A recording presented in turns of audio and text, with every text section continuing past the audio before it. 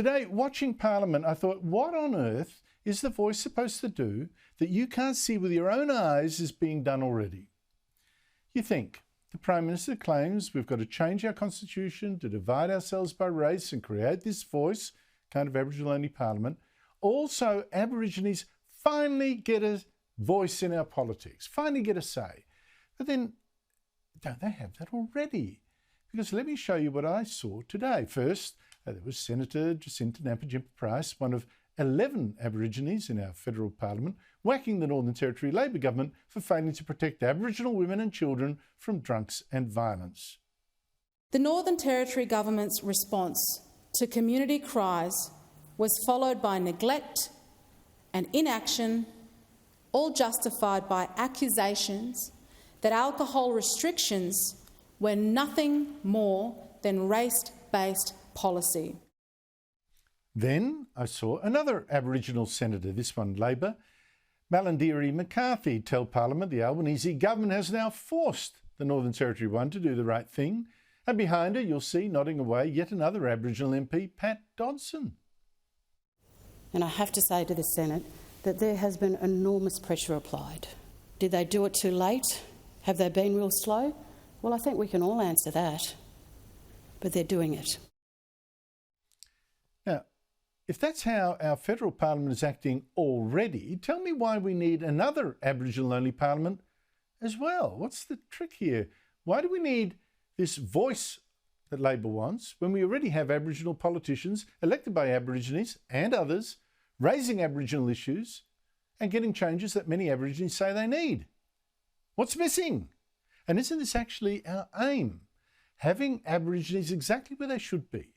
Not off in some apartheid parliament just for Aborigines, but in the parliament of us all, standing as equals, as Australians, voted for by all races and representing all races, including Aborigines.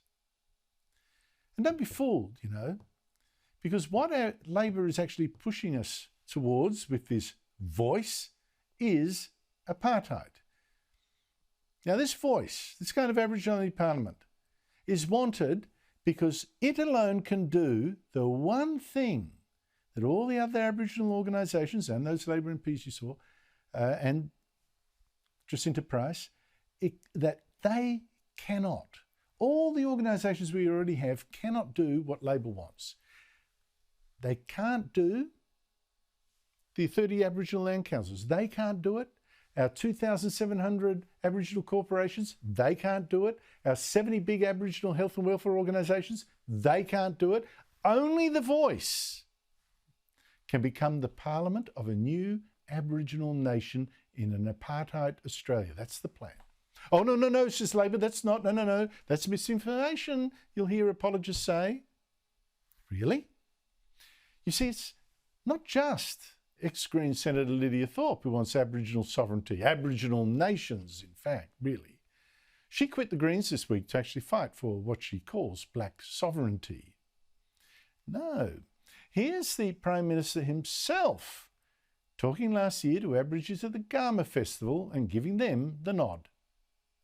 I am delighted that Garma is back, here on what is, was and always will be Aboriginal land.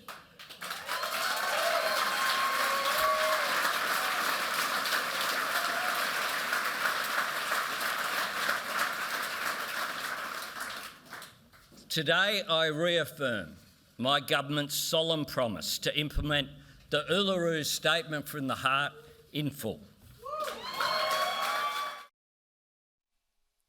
Albanese solemnly promised to implement the Uluru Statement in full. So, what does that statement, signed by dozens of Aboriginal activists, actually demand? What's he referring to? Well, Albanese won't really spell it out, doesn't dare yet. But here is the key part of that Uluru Statement. Aboriginal sovereignty has never been ceded or extinguished and coexists with the sovereignty of the Crown. And with substantive constitutional change, structural reform, we believe this ancient sovereignty can shine through as a fuller expression of Australia's nationhood. So, alongside the sovereignty of the Australian nation, will get the sovereignty of Aboriginal nations. That's what they're asking for. A blueprint for apartheid. And that's why this government is already looking for someone to be our first Aboriginal ambassador representing Aboriginal interests only.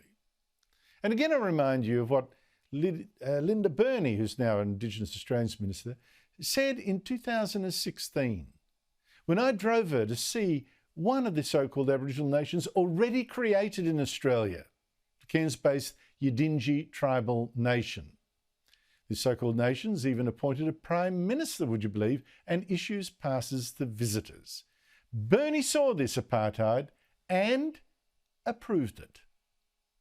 I consider you a fellow citizen, a fellow human being. I don't know why there needs to be some sort of legal separation between you and me where I need a pass just to come and talk to you. Well, it's a government. Fascinating exercise. Yeah, I do approve of it. You've got to get the message out. The voice is not the start of reconciliation. It is the start of apartheid. So vote no. Save Australia from racism. Vote no.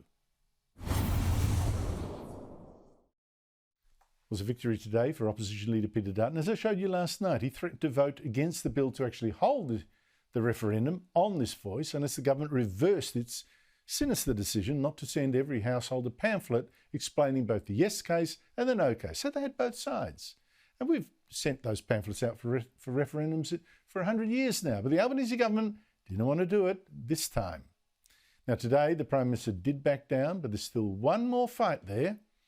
He won't agree to fund both the no campaign and the yes campaign. So people do hear both sides of the argument. You know, it's really like he doesn't dare trust voters, having heard both sides, to back his racist plan, don't you think?